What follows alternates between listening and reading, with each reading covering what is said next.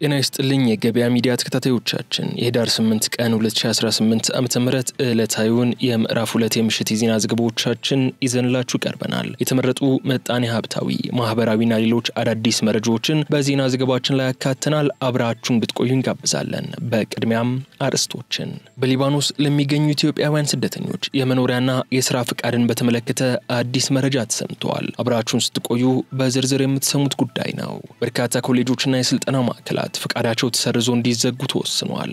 በዝርዝር ይዘነዋል። ከሴት አስተናጋጆች አለባበስ ጋር ተያይዞ በወጣው ደንብ ዙሪያ አዲስ መረጃ ተሰምቷል። ሙሉ መረጃውን እናጋራችኋለን። በቤተ እምነት ውስጥ የተፈጸመውን አነጋጋሪ ስርቆት የተመለከተ መረጃም ይዘናል። አብራችሁን ስትቆዩ የምታደምጡት ይሆናል። በአንድ ወር ውስጥ በመቶ ሺህ የሚቆጠሩ ዜጎች የፓስፖርት ባለቤት መሆናቸውም ተሰምተዋል። ይህንን በተመለከተ አገልግሎት ያወጣው መረጃም ይዘናል። አብራችሁን በመቆየት እንድትከታተሉን በድጋሚ ይጋበዝን። ወደ ዝርዝር ጉዳዮች ያለፉትን ዓመታት እርሶን የቤትና የሱቅ ባለቤት ያደረገው ቴምር ፕሮፐርቲስ አሁን ደግሞ በተለመደው አቋሙ ወሳኝ በሆኑ የከተማችን መንደሮች ላይ ሳር ቤትና ከ4 ኪሎ ቤተ መንግስት ትይዩ በሆነችው አዋሬ ላይ ከባለ 1 እስከ 3 መኝታ ቤቶችን በተለያዩ የካሬ አማራጭ በ20% ቅድመ ክፍያ በ1.7 ሚሊዮን ብር ብቻ ቀሪውን ያለምንም ወለድ በብር ተዋውሎ የሚከፍሉበትን አማራጭ ይዞለት ቀርቧል። አሊያም አጠቃላይ ክፍያ ባለ 2 መኝታ 81 ካሬ በ5.7 ሚሊዮን ብር ባለ 3 መኝታ 139 ካሬ በ9.9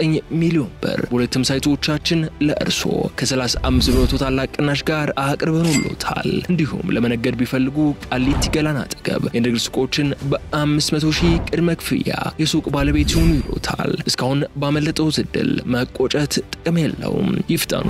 ጥሪቶን ጥሩ መሰረት ላይ ያኑሩ። ለበለጠ መረጃ በ0989 666571 ወይንም 0948 07 6006 ላይ ይደውሉልን። ቴምር ፕሮፐርቲስ ለአመራሮችና ለደንብ አስከባሪ ኦፊሰሮች ወታደራዊ ስልጠና መሰጠት መጀመሩ ተገለጸ። የአዲስ አበባ ከተማ ደንብ ማስከበር ባለስልጣን ለአመራሮችና ለደንብ አስከባሪ ኦፊሰሮች የ2018 ዓመተ ምህረት ወታደራዊና የስነ ምግባር ስልጠና መሰጠት መጀመሩን አስታውቋል። ስልጠናውን የአዲስ አበባ ከተማ አስተዳደር ደንብ ማስከበር ባለስልጣን ከኢትዮጵያ ፖሊስ ዩኒቨርሲቲ ጋር በመተባበር የሚሰጥ ሲሆን የአመራሮቹንና የኦፊሰሮቹን ወታደራዊና ስነ ምግባራዊ አቅም የሚያሳድግ መርሃ ግብር ነው ተብሏል። የስልጠና ማስጀመሪያ መርሃ ግብሩን በንግግር የከፈቱት የአዲስ አበባ ከተማ ደንብ ማስከበር ባለስልጣን ዋና ስራ አስኪያጅ ሻለቃ ዘሪሁን ተፈራ የደንብ ማስከበር ባለስልጣን አሁን ካለበት በተሻለ መልኩ ለማዘመንና ለማሻሻል እየተሰራ ነው ያሉ ሲሆን የስልጠናም የተቋሙን አቅም ለማሳደግ ያግዛል ብለዋል። አክሎም ተቋም ግንባታ ላይ ትኩረት በማድረግ የመልካም አስተዳደርና የብልሹ አሰራር ችግሮችን የመለየትና አፈታታቸው ላይ ትኩረት ያደረገ በስነ ምግባር እንዲሁም በአካል ብቃት የታነጸ ደንብ አስከባሪ መፍጠር አልመው እየሰሩ መሆኑን ገልጸዋል። በመርሃ ግብሩ የንድፈ ሐሳብ የባህሪ የቴክኖሎጂና መሰል ስልጠናዎች የሚሰጡ መሆኑን የተጠቀሰ ሲሆን በአጠቃላይ ከ6000 በላይ ሰልጣኞችም ተሳታፊ ይሆናሉ ተብሏል። ስልጠናው ሰንዳፋ በሚገኘው የኢትዮጵያ ፖሊስ ዩኒቨርሲቲ ለ2 ወር የሚሰጥ ሲሆን ሰልጣኞቹ በተለያየ መልኩ ራሳቸውን እንዲያበቁ እንደሚደረግም ይጠበቃል ሲል አዲስ ሚዲያ ኔትወርክ ዘግቧል።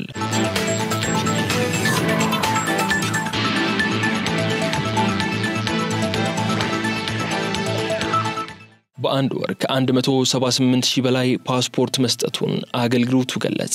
የኢሚግሬሽንና ዜግነት አገልግሎት የበጀት ዓመቱን የጥቅምት ወር አፈጻጸምና በአፈጻጸም ሂደት ላይ የታዩ ክፍተቶችን እንዲሁም ያጋጠሙ ተግዳሮቶችን ገምግሟል። በተጨማሪም ተቋማዊ የማስፈጸም አቅም፣ ገቢን ማሳደግ፣ የሀብት አጠቃቀምና የዜግነት አገልግሎትን የሥራ አፈጻጸምን በጥልቀት የገመገመ ሲሆን ለተሻለ የሥራ ጥራትና በተሳካ ሁኔታ እቅድን ለማስፈጸም የተገናኙ ውይይት በማድረግ ስራዎችን መገምገም ለተሟላ ለውጥ ስራ አስፈላጊ መሆኑን የኢሚግሬሽንና ዜግነት አገልግሎት ዋና ዳይሬክተር ወይዘሮ ሰላማዊት ዳዊት ገልጸዋል። የኢሚግሬሽንና ዜግነት አገልግሎት በጥቅምት ወር ብቻ ከ178,000 በላይ ፓስፖርት አመልካቾች መስጠቱን የተገለጸ ሲሆን ለሀገር ውስጥ ስርጭት 169,880 ፓስፖርት የተዳረሰ ሲሆን ከሀገር ውጪ ለሚኖሩ ዜጎች ደግሞ 8,878 ፓስፖርት መሰራጨቱ ተገልጿል። ከዚህ ባሻገር በጥቅምት ወር 5 ቢሊዮን ብር ለመሰብሰብ አቅዶ የነበረው ተቋሙ 3.7 ቢሊዮን ቢሊዮን ብር በመሰብሰብ የእቅዱን 67.4 በመቶ ማሳካቱም ተሰምቷል። ከዚህ በተጨማሪ ከሐምሌ እስከ ጥቅምት ባለው የጊዜ ገደብ ውስጥ 16 ቢሊዮን ብር ለመሰብሰብ አቅዶ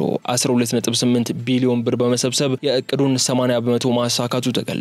ሰራተኞችን ለማብቃት የደንበኞችን ፍላጎት ለማሟላት ተከታታይ ስልጠና መስጠት አስፈላጊ መሆኑ ታምኖበት ወደ ስራ ተገብቶ ተጨባጭ ለውጥ ማምጣቱን ያነሱት የኢሚግሬሽንና ዜግነት አገልግሎት ዋና ዳይሬክተር ወይዘሮ ሰላማዊት ዳዊት ለተሻለ ስራ በጋራ መስራት አስፈላጊ መሆኑን አስገንዝበዋል። የፓስፖርት ተደራሽነት ለማቀላጠፍ በደሴ፣ በሐዋሳ፣ በአዳማና በሌሎች ቅርንጫፍ ጽህፈት ቤቶች ላይ አዲሱን የፓስፖርት ስርዓት ለማስጀመር እቅድ መያዙም ተሰምቷል።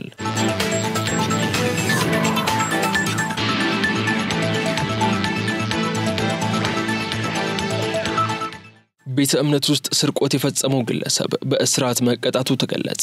ዳንኤል ደምሴ የተባለው ተከሳሽ በየካ ክፍለ ከተማ ወረዳ 6 ሴቶች አደባባይ አካባቢ ከሚገኘው የኢትዮጵያ ወንጌል ብርሃን ዓለም አቀፍ ቤተክርስቲያን ጸሎት በሚደረግበት ወቅት ለስርቆት መግባቱን የአዲስ አበባ ፖሊስ ጠቅላይ መምሪያ አስታውቋል። ፖሊስ ከግል ተበዳይ የደረሰውን መረጃ መሰረት በማድረግ ምርመራውን ሲያጣራ ተከሳሽ ቤተ እምነት ውስጥ ተመሳስሎ በመግባት የዋጋ ግምታቸው 173 ሺህ ብር የሚያወጡ 2 ሳምሰንግ ሞባይል ስልኮችን ሰርቆ እንደተሰወረ ማረጋገጥ መቻሉን የየካ ክፍለ ከተማ ፖሊስ መምሪያ አስረድቷል። አክሎም ጠንካራ የምርመራና የክትትል ስራን በመስራት ተከሳሹን ከነ ኤግዚቢቶቹ በቁጥጥር ስር በማዋል ተገቢውን ምርመራ አጣርቶ በአቃቤ ሕግ ክስ ማስመስረቱን ገልጿል። ጉዳዩን ሲከታተል የቆየው በፌደራል የመጀመሪያ ፍርድ ቤት የካ ምድብ አንደኛ ወንጀል ችሎት ተከሳሽ ዳንኤል ደምሴ የሞባይል ስርቆት ወንጀል የፈጸመ መሆኑን በማስረጃዎች አረጋግጦ ጥፋተኛ በማለት በ5 ዓመት ከ5 ወር እስራት እንዲቀጣ ወስኖበታል። በቤተ እምነቶች አካባቢ በጸሎት ሰዓት የሚፈጸሙ የስርቆት ወንጀሎችን ለመከላከል ወደ ስፍራው የሚገቡ የእምነቱ ተገልጋዮች አስቀድመው ንብረታቸውን በአግባቡ እንዲጠብቁ የሚያስገነዝብ መረጃ ለምእመኑ መስጠት እንደሚገባ የገለጸው ፖሊስ በተጨማሪም ምእመናኑ አጠራጣሪ ነገሮች ሲያጋጥሙ ወዲያውኑ ለፖሊስ በማመልከት ህጋዊ እርምጃ እንዲወሰድባቸው የበኩላቸውን ድርሻ ሊወጡ እንደሚገባ የአዲስ አበባ ፖሊስ ጠቅላይ መምሪያ መልእክቱን አስተላልፈዋል።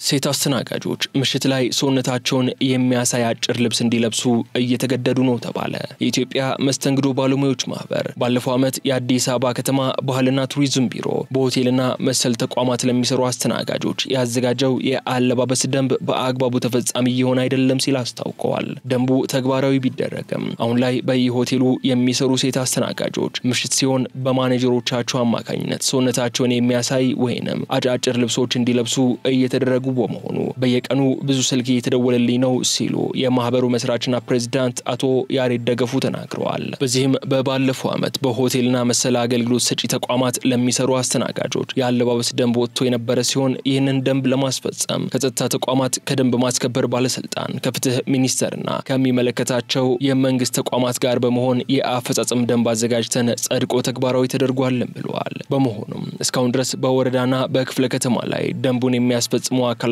የነበሩ ቢሆንም አሁን ላይ ግን ይሄ የለም ሲሉ ፕሬዝዳንቱ ተናግረዋል። በተጨማሪም በአንዳንድ ሆቴሎች ላይ በሴት አባላቶቻችን ላይ እየተደረገ ያለው ምሽት 12 ሰዓት ሲሆን በሆቴል ማኔጀሮች አማካኝነት እየመሸ ስለሆነ አጭር ቀሚስ እንዲለብሱ ይገደዳሉ ተብሏል። በሌላ በኩል የአዲስ አበባ ከተማ ቱሪዝም ኮሚሽን ኮሚሽነር ሁንዴ ከበደ በበኩላቸው የአዲስ አበባ ከተማ መስተዳደር አንዱ ከሰራቸው ትልቅ ስራዎች የሆቴል ሰራተኛ ወይንም አስተናጋጆች የአለባበስ ኮድ አዋጅ ማዘጋጀት ነው ብለዋል።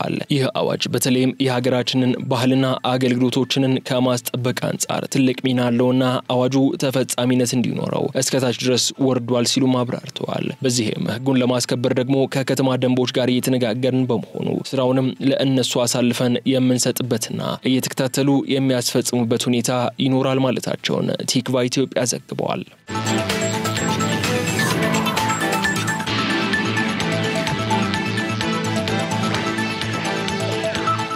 የ43 ኮሌጅና የስልጠና ማዕከላት ፍቃድ ተሰረዘ። የትግራይ ጊዜያዊ አስተዳደር የቴክኒክና ሙያ ስልጠና እንዲሁም የሥራ ዕድል ፈጠራ ቢሮ ይፋ ባደረገው መረጃ መሰረት ከዚህ ቀደም ፍቃድ ወስደው ይሰሩ የነበሩ 52 ኮሌጆችና የስልጠና ማዕከላት ላይ ፍቃድ እስከ መሰረዝ የሚደርስ እርምጃን ወስደዋል። በክልሉ ያሉ ኮሌጆች ባለፉት 2 ዓመታት ወደ አዲሱ የስልጠና ስርዓት እንዲገቡ የማድረግ ስራ ሲሰራ ነበር ያለው ቢሮው ይህን ማድረግ ያልቻሉ ኮሌጆችን በማገድ አስፈላጊውን መስፈርት እንዲያሟሉ ጥረት ሲደረግ ቆይቷል ብለዋል። ነገር ነገር ግን ይህ በተሟላ ሁኔታ ተፈጽሟል ማለት አይቻልም ያለው ቢሮው በዚህ ምክንያትም 52 ህጉን አክብረውና ተከትለው ሲሰሩ ያልነበሩ የግል ኮሌጆችና የስልጠና ማዕከላት ላይ ፍቃድ እስከ መሰረዝ የሚደርስ እርምጃ ለመውሰድ መገደዱን አስታውቀዋል። በዚህም መሰረት 9 የግል ኮሌጆችና የስልጠና ማዕከላት በአግባቡ ሪፖርት ባለማቅረባቸውና የሥራ ፍቃድ ሳያድሱ ስልጠና በመስጠት በፈጸሙት ጥሰት እንዲታገዱ የተወሰነ ሲሆን በአጭር ጊዜ ውስጥ በህጉ መሰረት አስፈላጊውን ነገር ሲያሟሉ እግዱ ይነሳላቸዋልም ተብሏል። የተቀሩት 43 ተቋማት ደግሞ ፍቃዳቸው ተሰርዞ እንዲዘጉ የተወሰነ ሲሆን እነዚህ ኮሌጆች በክልሉ ዋና ከተማ መቀለን ጨምሮ በአላማጣ፣ ኮረም፣ መሆኒ፣ አድዋ፣ አዲግራትና ሌሎች በርካታ ከተሞች ላይ ተሰማርተው ይሰሩ የነበሩ እንደሆኑ ገበያ ሚዲያ የተመለከተው የትግራይ ጊዜያዊ አስተዳደር የቴክኒክና ሙያ ስልጠና እንዲሁም የሥራ ዕድል ፈጠራ ቢሮ ደብዳቤ ያሳያል።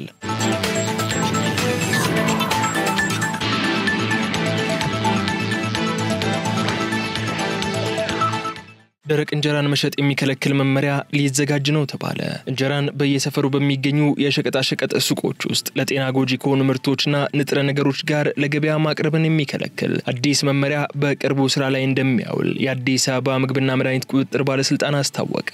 ይህ ውሳኔ የደረቅ እንጀራን ንጽህናና የሸማቹን ጤና ለመጠበቅ ያለመ መሆኑ ተገልጿል። በተቋሙ የምግብና ጤና ነክ ተቋማት ቁጥጥር ዳይሬክተር አቶ እስጢፋኖስ ጌታቸው የመመሪያውን አስፈላጊነት አስመልክቶ በሰጡት ማብራሪያ በሸቀጣ ሸቀጥ መደብሮች ውስጥ እንደ ሳሙናና ኦሞ ያሉ የጽዳት ዕቃዎች እንደ ፊሊት፣ በረኪናና የአይጥ መርዝ ያሉ አደገኛ ኬሚካሎችን ጨምሮ ሌሎችም ከምግብ ጋር መቅረብ የማይገባቸው ምርቶች ለሽያጭ ስለሚቀርቡ ደረቅ እንጀራን ከነዚህ አደገኛ ይዘት ካላቸው ጎጂ ንጥረ ነገሮች ማራቅ አስፈላጊ ሆኖ በመገኘቱ እንደሆነ ገልጸዋል። አዲሱ መመሪያ ደረቅ እንጀራ ለገበያ እንዲቀርብ የሚፈቀድባቸው ቦታዎች ለእንጀራ ብቻ ተብለው የተዘጋጁ የእንጀራ መሸጫ መደብሮች፣ ዳቦ ቤቶች እንዲሁም አጠቃላይ ምግብ አቅራቢዎች ማለትም ካፌ፣ ሬስቶራንት እና ሆቴሎችን ጨምሮ በምግብ ነክ ምርት አቅራቢ መደብሮች ውስጥ ብቻ ነው ተብሏል። ዳይሬክተሩ አክለውም እንጀራ ከተጋገረ በኋላ የሚጓጓዝበት መንገድም ቁጥጥር ከሚደረግባቸው ነገሮች መካከል አንዱ እንደሆነ አብራርተዋል። ደረቅ እንጀራ ከተመረተበት ቦታ ለተገልጋዩ በሽያጭ ወደሚቀርብበት ቦታ ሲጓጓዝ ትክክለኛና ለብክነት ያልተጋለጠ እንዲሆንም መመሪያው ያስገድዳል። የዝግጅት ስራው የሚጠናቀቅበትና ስራ ላይ የሚውልበት ጊዜ ያልተጠቀሰው አዲሱ መመሪያ አሁን ያለው ጎጂ መስሎ የሚታይ የተሳሳተ አሰራር መቀየርን ዓላማው ያደረገ ነው ተብሏል። መመሪያው በተጨማሪም እንጀራው የሚታሸግበት ወይንም የሚሸፈንበት ስስ ፕላስቲክ ለምግብ መጠቅለያነት የሚያገለግል መሆን አለመሆኑ ተጠንቶ ደረጃ እንዲወጣለት የሚያስገድድ አንቀጽ እንደተካተተበትም አቶ እስጢፋኖስ ጨምረው ተናግረዋል። ዳይሬክተሩ በመጨረሻም በርካታ ደረቅ እንጀራ አምራቾች በግልና በቡድን በመደራጀት በህጋዊ መንገድ የእንጀራ ማምረትና መሸጥ ስራ ላይ እንደተሰማሩ ጠቅሰው ከቅርብ ጊዜ ወዲህ የዘርፉ ቁጥጥር መጠናከሩ እንጀራን ከባዕድ ነገር ጋር ቀላቅሎ የማምረት ህገወጥና ኢሞራላዊ አሰራር እንዲቀንስ ማድረጉን አስረድተዋል ሲል አሃዱ ዘግቧል።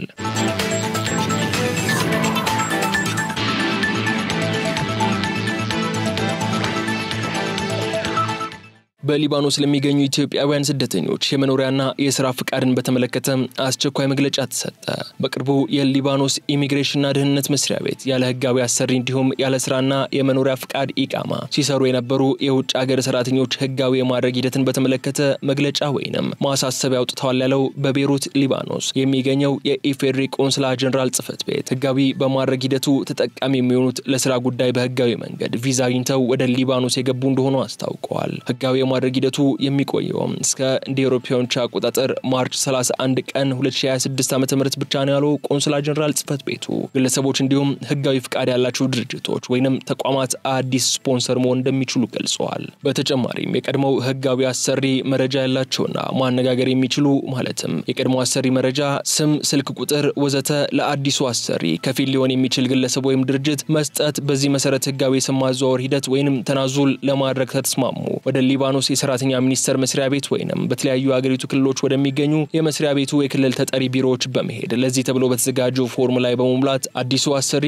የሥራ ፍቃድ ማግኘት ይችላሉ ብለዋል። የሥራ ፍቃድ ከተገኘ በኋላ የሰራተኛ የመኖሪያ ፍቃድ ኢቃማ ለማሰራት ወደሚቀርበው የአምነ ለአም ወይንም ጀነራል ሴኩሪቲ መስሪያ ቤት በመሄድ ማመልከትና የመኖሪያ ፍቃድ ማግኘት ይቻላል ያለው ቆንስላ ጀነራል ጽህፈት ቤቱ የቀድሞው ህጋዊ አሰሪ መረጃ ማግኘት ካልተቻለ ወይንም የቀድሞው አሰሪ የስም ዝውውር ለማድረግም ሆነ ለመነጋገር ፈቃደኛ ካልሆነ አዲሱ አሰሪ ወይንም ከፊል ሊሆን የሚችል ግለሰብ ወይንም ድርጅት ወደሚቀርበው ጀነራል ሴኩሪቲ መስሪያ ቤት በመሄድ ማመልከት የሚኖርበት ሲሆን ጀነራል ሴኩሪቲም አስፈላጊውን የማጣራት ስራ በማከናወን ለሚመለከተው አካል አስተላልፎ ሂደቱ እንዲጠናቀቅ እንደሚያደርግ አስታውቀዋል። ያለ ቀድሞ ህጋዊ አሰሪ ፍቃድ ወይንም ስምምነት የስም ማዘዋወር ሂደት ወይንም ቴናዙል የሚካሄድባቸው አሰራሮች በተመለከተ ማብራሪያ የሰጠው ቆንስላ ጀነራል ጽፈት ቤቱ የቀድሞ አሰሪ ድርጅት ወይንም ተቋም ከሆነ ድርጅቱ በተለያዩ ምክንያቶች የፈረሰ ወይም የተዘጋ ከሆነ የቀድሞ አሰሪ የሆነ ግለሰብ ህይወቱ ያለፈ ከሆነና ይህንንም በሚመለከተው አካል ማረጋገጥ ከተቻለ የቀድሞ አሰሪ ከሊባኖስ ወደ ውጭ ሀገር ከሄደ 6 ወራት ካለፈውና የሰራተኛዋ የመኖሪያ ፍቃድም የአገልግሎት ጊዜው ያለፈበት የተቃጠለ ከሆነ የቀድሞ አሰሪ የስም ማዘዋወር ሂደት ለማድረግና ለመተባበር ፍጹም ፍቃደኛ ካልሆነ ያለ ቀድሞ ህጋዊ አሰሪ ፍቃድ ወይንም ስምምነት የስም ማዘዋወር ሂደት ወይንም ቴናዙል እንደሚደረግ ተገልጿል።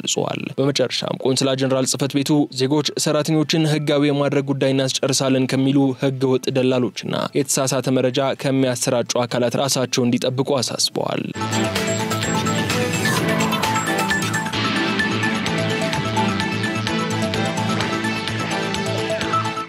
በመጨረሻም ድርቅ ሊከሰት ይችላል ተባለ። ኢትዮጵያን ጨምሮ በተለያዩ የአፍሪካ ሀገራት ድርቅ ሊከሰት እንደሚችል የኢጋድ ሪፖርት አመላክቷል። ባሳለፍነው አርብ በወጣው የኢጋድ የአየር ንብረት ትንበያ መረጃ መሰረት በአፍሪካ ከሚገኙ ሀገራት ኢትዮጵያ፣ ኬንያና ሶማሊያ ለአጭር ጊዜ በሚቆይ ዝናባማ የአየር ጸባይ እንዲሁም ደረቃማ የአየር ጸባይ ምክንያት በድርቅ ሊጠቁ ይችላሉ ብለዋል። የአፍሪካ ቀጠና በአዲሱ የአየር ንብረት ትንበያ መሰረት በ2026 ከተለመደው አየር ንብረት ጸባይ ወጣ ባለመልኩ የዝናብ መጠን አነስተኛ ሊሆን ስለሚችል ኢትዮጵያ፣ ኬንያና ሶማሊያ በድርቅ ሊፈተኑ እንደሚችሉና የበርካቶች ህይወት ላይም ጉዳት ሊያመጣ እንደሚችል በሪፖርቱ ተመላክቷል። ኢጋድ በቀጠናው የሚገኙና ለድርቅ ተጋላጭ የሆኑ አካባቢዎች አስፈላጊውን እርምጃ እንዲወስዱም ማስጠንቀቂያ መስጠቱን አዲስ ስታንዳርድ ዘግቧል።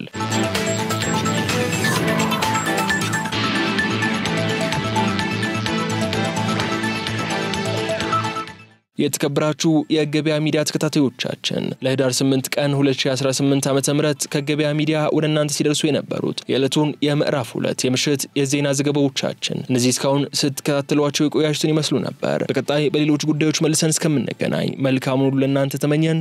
ሰላም። ያለፉትን ዓመታት እርሶን የቤትና የሱቅ ባለቤት ያደረገው ቴምር ፕሮፐርቲስ አሁን ደግሞ በተለመደው አቋሙ ወሳኝ በሆኑት የከተማችን መንደሮች ላይ ሳር ቤትና ከ4 ኪሎ ቤተ መንግስት ትይዩ በሆነችው አዋሬ ላይ ከባለ 1 እስከ 3 መኝታ ቤቶችን በተለያዩ የካሬ አማራጭ በ20% ቅድመ ክፍያ በ1.7 ሚሊዮን ብር ብቻ ቀሪውን ያለምንም ወለድ በብር ተዋውሎ የሚከፍሉበትን አማራጭ ይዞለት ቀርበዋል። አሊያም አጠቃላይ ክፍያ ባለ 2 መኝታ 81 ካሬ በ5.7 ሚሊዮን ብር 3 መኝታ 139 ካሬ በ9.9 ሚሊዮን ብር ሁለቱም ሳይቶቻችን ለእርሶ ከ35% ታላቅ ቅናሽ ጋር አቅርበንልዎታል። እንዲሁም ለመነገድ ቢፈልጉ ቃሊቲ ገላና አጠገብ የንግድ ሱቆችን በ500,000 ቅድመ ክፍያ የሱቅ ባለቤት ይሁኑ ይሎታል። እስካሁን ባመለጠው ዕድል መቆጨት ጥቅም የለውም። ይፍጠኑ። ጥሪቶን ጥሩ መሰረት ላይ ያኑሩ። ለበለጠ መረጃ በ0989 666571 ወይንም 0948 07 6006 ላይ ይደውሉልን። ቴምር ፕሮፐርቲስ